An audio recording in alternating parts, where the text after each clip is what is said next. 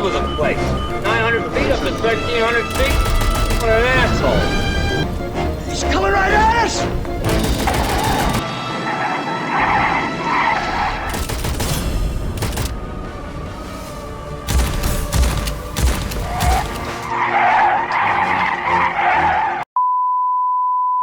For the past few weeks, I've been playing Witchfire, a roguelike first-person shooter where you've been tasked by the church. Oh no. The Catholic vote is gonna be heading on out today. Get some hot Christian action that'll take you.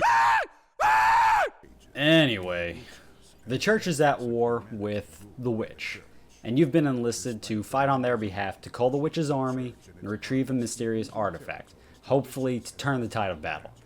And in concept, I found this really compelling. I mean, it's not every day you get tasked to take on a witch like you're Dorothy sent after the Wicked Witch of the West or something. Toto, I have a feeling we're not in Kansas anymore.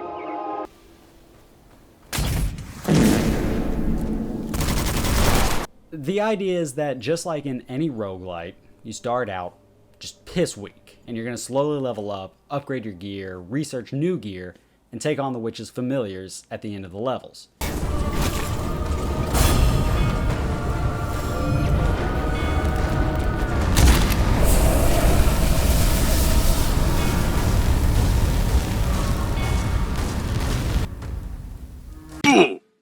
Right now, there are only 2 levels, but the new update, the Ghost Galleon update, did add dungeons in these 2 maps, but to be honest, I just haven't progressed that far yet.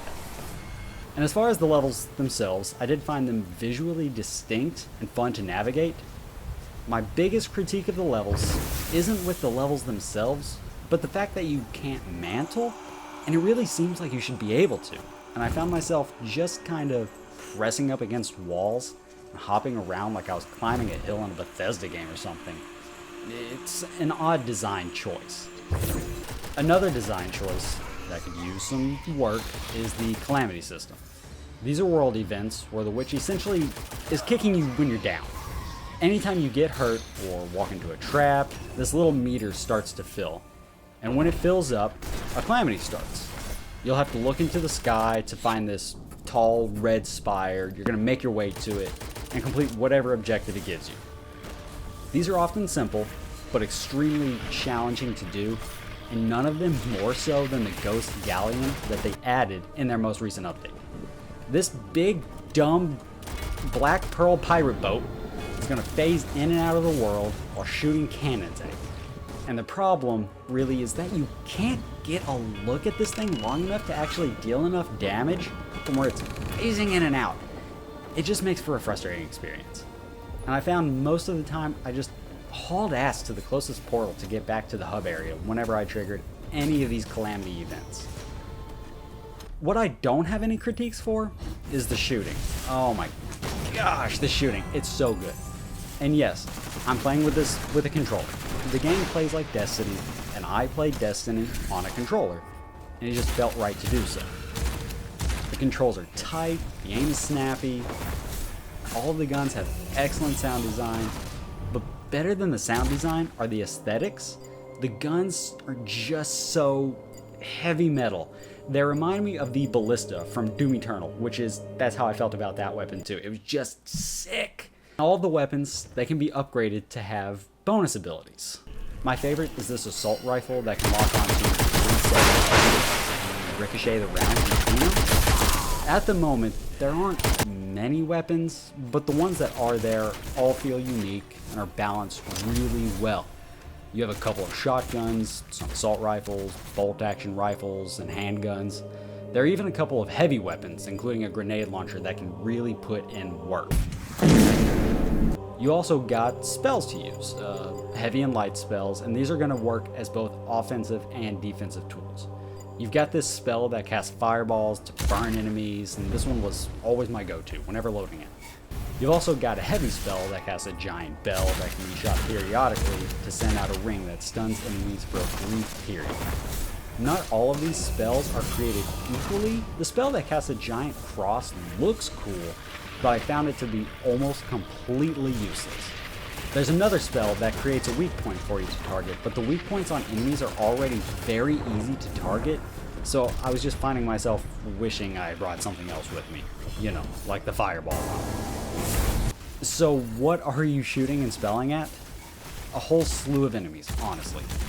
You've got these regular guys that just run at you with pitchforks, they're called husks, but then you've got ranged enemies, known as archers and musketeers, and they've got bows and rifles, respectively.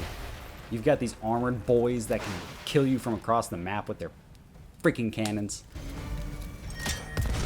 You done insulted me. I got to kick your ass right now. Come on, sucker. Let's get it on. And you've also got these big floating enemies that, while I'm not sure about swallowing, they will spit.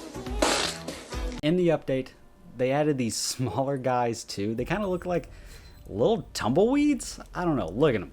I love them. My name is Jeff. Aside from what you start with, the gear you get is random. Use this mirror to research gear in between your missions.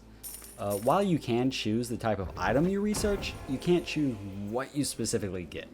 Like, you're not going to be able to choose a short range weapon and then also choose that you specifically want this shotgun. Researching also gets more expensive as you unlock more and more gear items, and honestly, to the point where it almost feels too steep. You can also only research 2 items at a time, so it gets fairly grindy and expensive towards the end. And speaking of expensive, there's also a merchant that you can visit. He was added in the GGU update, and other than gold that he sells, I never bought anything from him. I just never felt the need to. And that's a real shame, because I love merchants in games. Got something that might interest you.